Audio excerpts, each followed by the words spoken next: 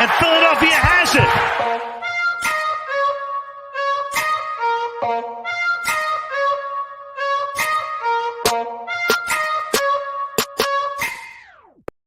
What is going on, everybody? Welcome back to the Phaithful Fanatics show here on DSM Media.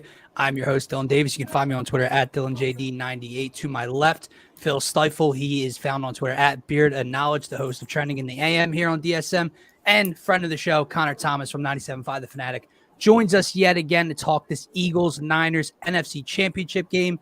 But first and foremost, brother, how are you doing? And thanks for coming back on. I'm doing great, and I actually have huge personal news. I went to the dentist today. Got no cavities, and they didn't even tell me I had to floss one. So look at you. I'm on cloud 9 right now. I don't even care if the Eagles win Sunday. I'm kidding. I'm kidding.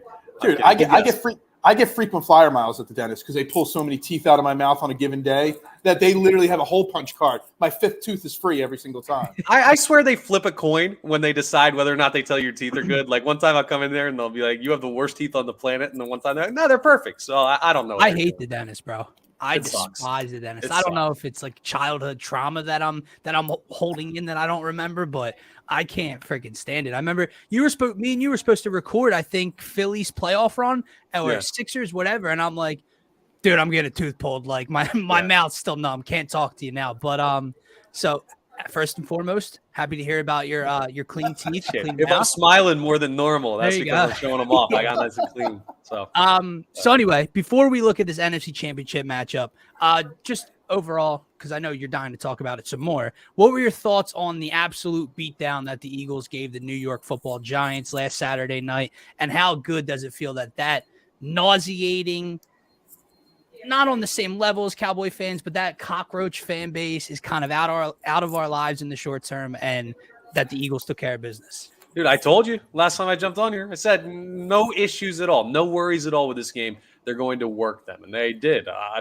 felt confident. I think the score I gave you was 34-21, so I almost nailed it with the Birds, but I gave way too much credit to the Giants' offense. Me too. I didn't think that it was going to be that much of a rout, but it was basically where I thought the talent discrepancy was, right? I wasn't super surprised that the Eagles handled it the way they did. I just figured that in a playoff game, it may have been a more grinded out style of win, but that's how good the Birds have been all year, right? It was a confirmation of what we'd already seen from this team. Just to see it on that big of a stage was great, and to see it against an opponent that a lot of the national media saw coming out of Minnesota as a team that could make some noise in the NFC as a Cinderella, it makes you feel really good about trusting what you watched from the Birds all year, and that's the team we're going to see the rest of the way through these playoffs. Are you giving Jonathan Gannon as much praise as Nick Sirianni tells everybody that they should? I think Nick Sirianni is going a little bit overboard because he knows the guy personally. And, of course, when you work day-to-day with someone, you get to know him. You want to protect your guys and everything like that. He deserves praise. It was a great defensive game plan. The defense looked awesome. But you also have a really, really good defensive talent roster. So, he deserves praise, maybe not as much as Nick Sirianni was giving him. But I got no issues with Gannon right now. And if he can take care of Brock Purdy Sunday, listen, I feel great about him. Well, so let's get into that, man. Looking at the defensive side of the ball in this NFC Championship matchup, I'm watching that game on Sunday night, being the Niners and the Cowboys, and one thing sticking out to me: a young, inexperienced, vulnerable Brock Purdy against a good to elite pass rush. How much do you think this Eagles pass rush disrupts this game this Sunday afternoon? So I'm going to go a little sideways on you. I'm not really looking at the pass rush when it comes to the game because I know they're incredible. They're going to get to him a couple times. They're going to make him nervous. But the way that San Francisco attacks you more than any other team, maybe besides the Miami Dolphins, is they're going to throw those 5-yard middle of the field routes to Kittle, to Deebo Samuel. They're going to get the ball out of his hands quickly. So I think even with such a good pass rush, Kyle Shanahan can scheme plays to get the ball out of Purdy's hands in a second and a half. And it's almost physically impossible to get home that quickly. So the pass rush will play a factor at points. To me, I'm looking way more at the linebackers, at whoever ends up being your slot corner, and what they can do to defend those quick-hitting routes, and Kittle and Samuel, without the pass rush having to get home. Even though I think they will at points, I'm much more looking at the linebackers. Yeah, it's funny you say that because that was like I was going to ask one question and I had some notes on the question I was going to ask, but you kind of like dabbled into some of my notes there because I was going to ask everybody's talking about the crowd factor and how Brock Purdy is going to be, he doesn't know what he's walking into at the link, but the San Francisco 49ers team, Shanahan, Kittle, Debo, the list goes on and on. These guys have been there before. They were in the championship game last year. It's still how many people carried over from their Super Bowl run from 2019. So I kind of think people are making too much of the inexperience of Brock Purdy, the crowd factor, and all that noise. Is there any truth to that? Do you think that, this team and this organization, the 49ers, it's a culture that they've built there, and there's a lot of experience on that team? There is, but I got to disagree with you a little bit. Philadelphia's different.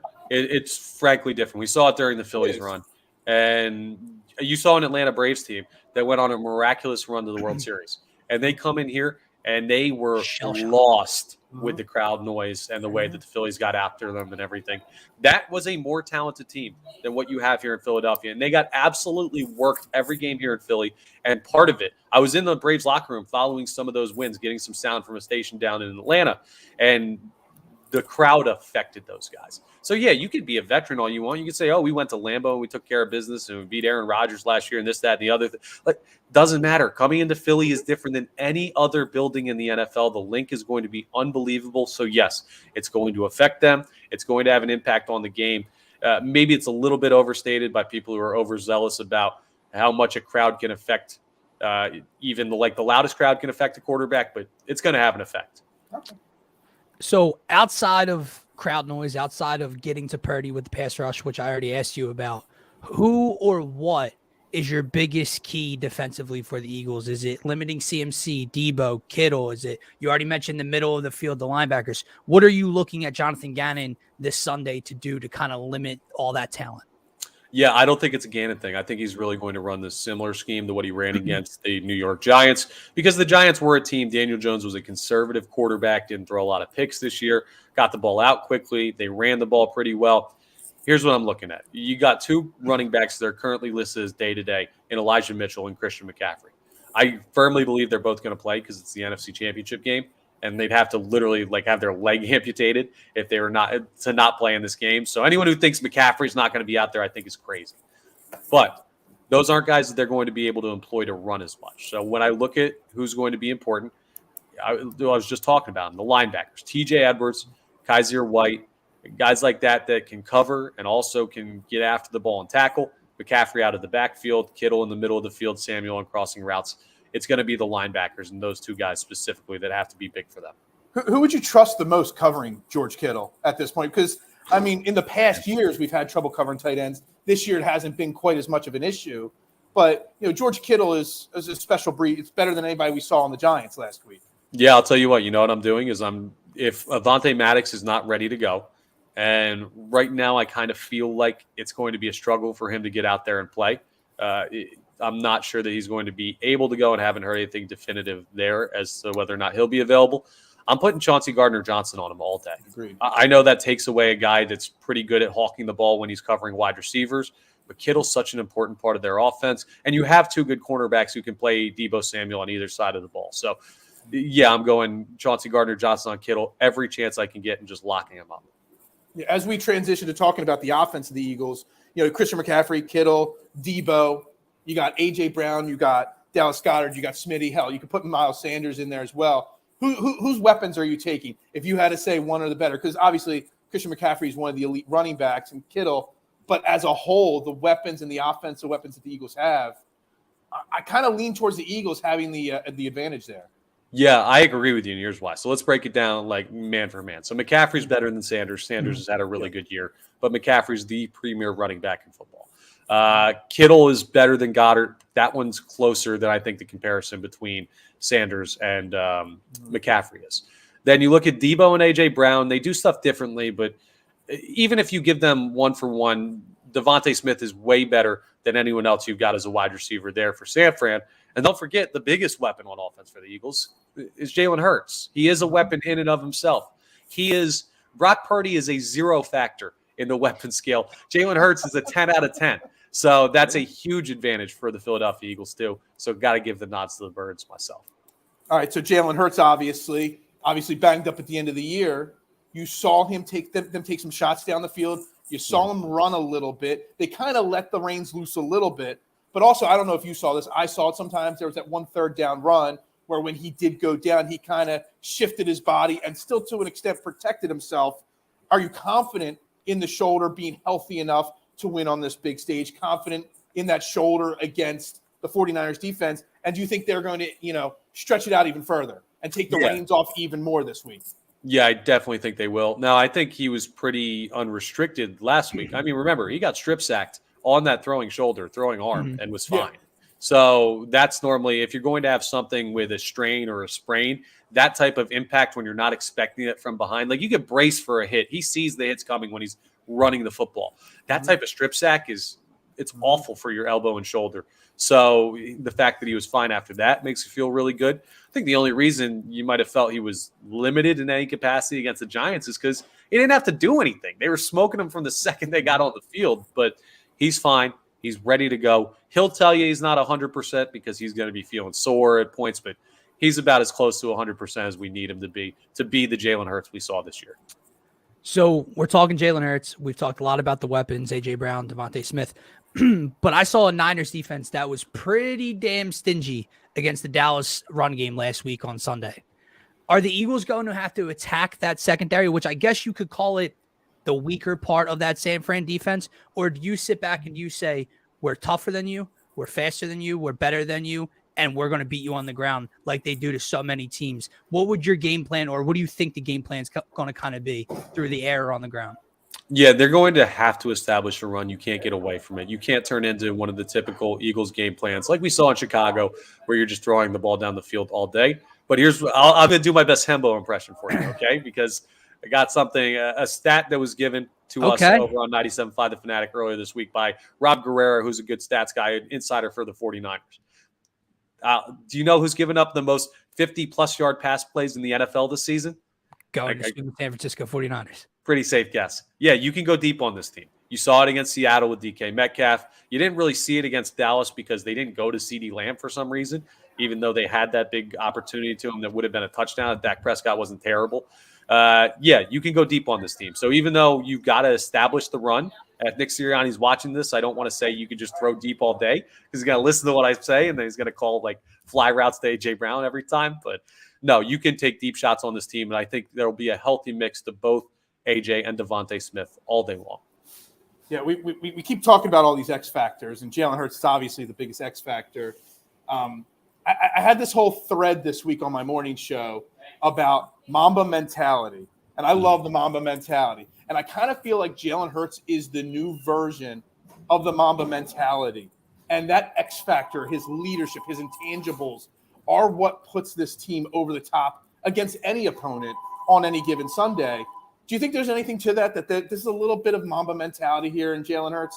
Well, I mean, the coach obviously feels that way. Nick Sirianni was comparing him to Michael Jordan all week and last week. So I had the players feel that way. Jesus.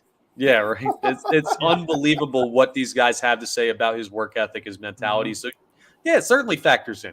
Now, for me, when I see an NFC Championship game, the intangibles are nice for the regular season, and it's nice when you look at the overall career that someone puts together. But if I'm going into an NFC Championship game and I'm saying, don't worry, this guy's mentality is really good, I'm looking more at the talent on the field. I know it does factor in, That's fair. But I do think he has it. For me, though, when the game kicks off, I'm not going to be thinking Jalen Hurts' intangibles are really good. I'm thinking, man, let's hope he can throw the ball deep well against this team. Well, see, the thing is, I kind of think of it more in the sense of not the intangibles, like they get down. And his that mentality of his and his intangibles won't let them get too low if the going gets tough. And he'll never let them forget that we're in this no matter what. Yeah, no, it's a factor, and he's very, very good at it. My only point is when I look at Jalen Hurts, it's not where my mind goes first. Nick Sirianni said the first thing he talks about when he talks about Jalen Hurts is that will to win and those intangibles. For me, from an outside perspective, that's not it. I want to see excellence on the field, and then we'll worry about what he has to say after about, I wasn't worried when we were down or I felt good when we were up. That's gravy to me. But yes, I think it will. It is something he does very well, and it will help on Sunday. I just won't be thinking about it. Let's look at playmakers on both sides of the ball. I would say last week you were a solid 1-1 on the record for X Factors. Yeah. AJ Brown maybe got you didn't like what did he have? 2 for like 11 for 22, something like that, maybe a little less. But Hassan Reddick had a sack and a half. He was a game record. X factor on defense, X factor on offense. Who shows up for the Eagles on Sunday?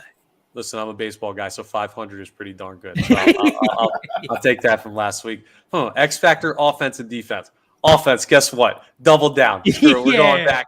Give me AJ Brown again. Give me 11. We talked about the deep go back shots. to the well. Yeah, they're not going to keep him down 2 weeks in a row, and we've seen that this year. When AJ Brown wasn't targeted a bunch, they go back to him the next week and force the ball to him. Devontae Smith has no catches. They go and make sure to get him the ball in the next game out. So yeah, I'm going AJ Brown offensively. Defensively, I'm stealing this pick from I forget who said on the Fanatic. It might have been Bob Cooney, someone on the John Kincaid show in the morning. Darius Slay is kind of due for an interception. He hasn't had one in a minute. Is that your guy? No, I said it last week. I said Daniel Jones is going to throw his 6th pick of the year. I said big play Slay. Of course, it was Bradbury, but yeah. I'm with you, dude. He's getting one this playoff run. Yes, and this is where he's going. I think he gets Purdy. I think he jumps a route. I think he's got an opportunity. So, yeah, I like Slay to be huge interception, maybe even because he hasn't had a pick 6 yet this year. Bradbury's got one. Josh Sweat's freaking got one. Slay's got to jump a curl route to Debo and just take it to the house. So, yeah, I'm going Slay. I saw I think it was Kincaid tweeted out that his bold prediction is the Eagles to score 17 or over 17 in the first half. So before I get your predictions for this game, winners and losers and all that, which side of the ball, I don't want to use the word X factor because we're doing that a lot here, but which side of the ball is the reason the Eagles come away with a win if you think they win? Does Gannon and the defense show up and maybe they hold Purdy to 20? Is Hurts in that offense just too good? I don't give a damn if it's the number 1 defense in the NFC. We're scoring 28. It's going to be the offense. I don't think it's that bold of a prediction from John Kincaid to say they're going to score 17 in the first half. Yeah, me neither. I think that's what this Eagles team does to everybody. And the 49ers defense is really, really good, right? But I might regret these words. I hope I don't. I think this Eagles defense could sleepwalk through this game against Brock Purdy and still be fine. They're that talented, guys. They're that unbelievable. They had the 3rd most sacks in the history of football. Like, this is an unbelievable defensive front. Their secondary is so good. You don't have to do anything crazy to stop Brock Purdy from putting up points. You saw Dallas do it last week. Mm-hmm. So, yeah, there's a reason you're going to win. It's not the defense doing what you expect them to do. It's the offense coming out and taking that 49ers defense that everybody wants to talk about being so great, even though you've got the better defense for my money, and making them look average. And I think they're going to do that. So do they do that? Do the Eagles get back to the Super Bowl? The Eagles are going to the Super Bowl. They're going to be heading to Glendale, Arizona. I'll even give you their opponent because I told you the path on 97.5 The Fanatics since the playoffs start. Said the Giants are going to go into Minnesota and win. You're going to get the Giants first round, divisional round. You did. You did tell me this before. You're going to get the 49ers. They're beating Dallas. I can't root for the Cowboys. I told you that one, and I'll tell you already. I've had it since the beginning. You're playing the Kansas City Chiefs. I'll never bet against Patrick Mahomes. The Eagles are going. I'll give you the final score. We're going to go with a score of 28-21. The Philadelphia Eagles advance to the Super Bowl. Straight toddies on Sunday. No field goal. Going for everything. We watched too much Brett Maher this postseason to have trust in field goal kickers. Hey, you could get 2 field goals and then go for 2 at some point. That's true. That is fair. Yeah. That is fair. You're always thinking outside the box. Listen, man, before we let you go, which was the bigger snub? Little fun question here. Nick Sirianni not being a finalist for Coach of the Year. Brandon Graham not being a finalist for Comeback Player of the Year. Or Hassan Reddick, your game wrecker, to not be a finalist for Defensive Player of the Year. It's Sirianni. It's easily Sirianni. Like, the Comeback Player of the Year is so weird. It's so arbitrary. Like, it depends. You got to evaluate how bad of a year they had before and how much each injury factors in. That stuff is so weird with Comeback Player of the Year in every sport. And Defensive Player of the Year, Hassan Reddick just didn't have the buzz all season. We knew here at Philadelphia he should have, but he flew under the radar for way too long. Like, he has the credentials. True. He never really had the type of campaign to be in that conversation, though he deserves to be. But Sirianni coached the team to 14 damn wins. Best record in football, tied with the Chiefs, and without his quarterback for 2 of the 3 losses they had. he deserves to be the coach of the year. 100. And the fact that he wasn't even in the conversation, or rather as a finalist, is flat out ridiculous. And correct me if I'm wrong, but I think I remember like the Pat McAfee show on Twitter and all. Like I think he was like top 2 even betting wise for a large majority of the season. So where he fell off here, beat Dable 3 times. Like, don't get me wrong, what Brian Dable was able to do with that New York team, Peterson, playoff game. And who are the other final? It's Peterson, Dable, and who else? And Shanahan. So if he wins Sunday, he goes 5-0 against the coach of the year candidates. Now I'll tell you what, real quick. I know that I love Nick Sirianni and everything. I say he should be it. There's a really strong case for Kyle Shanahan taking Brock Purdy. Yeah, there's 3 different quarterbacks. I mean, Dable, get out. Like, I don't get the Dable Peterson thing. Like, nice stories, good jump. You got a guy that's taken a team that got wrecked in the first round of the playoffs last year and barely made it in anyway with a 9-7 record, and you've down, or I guess 9-8 they were. Was it 17 games last year? And now you've got him as the best team in football. It should have been Sirianni, man. Unbelievable. I'm with you, man. And I think we're going to see why on Sunday, Phil. I think he just dropped a couple pizzas back there, brother. I did not, but I'm in so much trouble right now. Connor, outside of the Fanatic, outside the station, where can the people find all of your great work and content? Phil, he is a fellow TikToker, if you don't know, so go give him a follow. Okay, gotcha. You guys can do a dance together sometime if the Eagles get to the Super Bowl. I'm good on that, Phil. I appreciate the offer, but I don't really do the dancing thing. I don't have moves like neither that. Neither do I. TikTok at Connor B. Thomas. Instagram, Connor Thomas 975, same as my Twitter. You can find me at Locked On Phillies, doing that on YouTube. Philly at 50. Got a new Locked On Phillies I just recorded before I jumped on here with reaction to Scott Rowland's Hall of Fame nod and whether or not he counts as a Philly going in the Hall of Fame, if we could claim him or not. So fun conversation there, but all that great stuff. And I was on TV the past couple of days over on NBC Sports Philly, on the radio 97.5 The Fanatic. You can find me everywhere. If you're listening to Sports Talk, there's a chance it's me. There you go. So I appreciate it. Appreciate you coming on, dude. Hopefully we'll be talking next week about how the Eagles are on their way to the Super Bowl. Guys, Connor Thomas at Connor Thomas 975. Appreciate you. Have a great rest of your night, brother. Thanks, guys. Have a good one. Have a good one. So, Phil, before we wrap this show up, which, guys, we are pre-recorded, so if you're dropping any comments and we're not getting to them, we're not live. Anything that he said that stuck out? Obviously, I know we're going to be talking with Liam Jenkins Thursday morning, and then obviously we'll be doing Eagles pregame. I don't know if you'll be on with us or not, but anything that stood out to you? Yeah, I take notes when we do interviews. I always do that. I've been jotting notes down. Some of them I'll bring up during the episode that we do with Liam Jenkins from Philadelphia Sports Network. But he said one phrase. I didn't write the whole thing down, but he said last week was confirmation of what we've seen all year. And that phrase really stuck out to me. That sums up exactly what we've been trying to talk about and the lack of respect this team has gotten all year long. What we saw last week confirms that we're not being homerish about this team or this season. The Eagles are a legit team. Do you think it's a Philly thing? Like, obviously, I know here in Philly, we're expecting them to hopefully win this game and get back to the Super Bowl and maybe be favorites in that game. Nationally, I know it's a little bit more with this team, but, like, do you think it's a Philly thing? Not the Negadelphia aspect, but where we hesitate to be all in on a team, like, or hesitate to witness great. Like, we're watching Joel Embiid right now. He might go down as the greatest 76er ever. And it's like we don't see it in the moment, right? It's because for as big of a sports city as we are, one of the biggest media and sports cities in the country. We've won so little. I mean, hell, just think about the Phillies as an example. They're the first franchise in the history of sports in the entire world to lose 10,000 games. And that was over a decade ago. You know what I mean? We've experienced so much losing in our life as Philadelphia sports fans that we're used to the heartbreak to an extent. It's why when the success happens, the party's better than ever before, and anywhere else as well, because we let it all out when it does happen. But, almost to an extent, the Eagles the last 5 years, the Sixers now, the Phillies, it's a different feeling now because I expect to win. I expect to advance far. Expectations have changed. Mm-hmm. Yeah, no, I agree 110% with you, man. And last thing to bring up before we wrap up here, because I don't know if you and I are really going to discuss it too much. I brought this up to Scotty and a couple other people. you're talking about this confirmation of being a great team and possibly being Super Bowl favorites, which hardly happens here.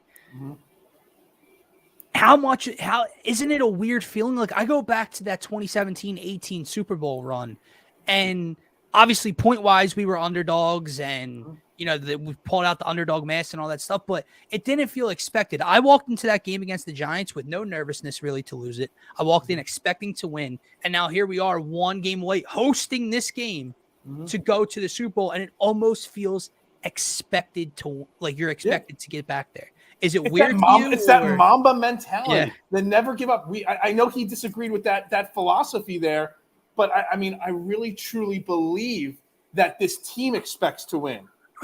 And that translates to the fan base as well. Yeah. In 17-18, we didn't expect to win. Nobody knew what you're getting out of Nick Foles. Even that Falcons game in the wild card round, it wasn't a picture perfect game.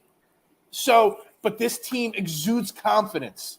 And that confidence is translating to the fan base, I think. I think to your Mamba mentality point, to his answer, like I do see the point of when it gets down to crunch time, when you're in the middle of the game, I could care less if the dude's a good leader, if he's balling out, that's great. But to your point, not only the fact when it goes and gets tough, and if they get down 10-3, 10-0 early, that he's their leader, he has that mentality, and maybe the team does now. It's that mentality that proved me wrong, Phil. It's that mentality that took Jalen Hurts from a laughing stock of a passer in the wild card round last year to an MVP finalist this year. So I think that's the little nuances, the little things within his game where that mentality, those intangibles do show up, and hopefully they'll show up in the biggest moment because he basically lives his life and lives his career by it. But all great points. Phil, I'll be talking to you. It'll be today. It'll be this morning when this releases. But guys, don't forget, if you're new to the channel, check all of our great content, all of our shows out on Twitter at DSM_media. The link tree in our bio can take you to every social media platform we are available on. If you guys want to be interactive throughout all of our great shows or catch any of the pregame lives, make sure you are subscribed to the YouTube channel, turn on notifications, because that is the only place you can catch Philly, Sixers, and Eagles pregame lives from DSM. For myself, for Phil, for DSM Media, have a great rest of your night, and go Birds. Go Birds. And Philadelphia has it.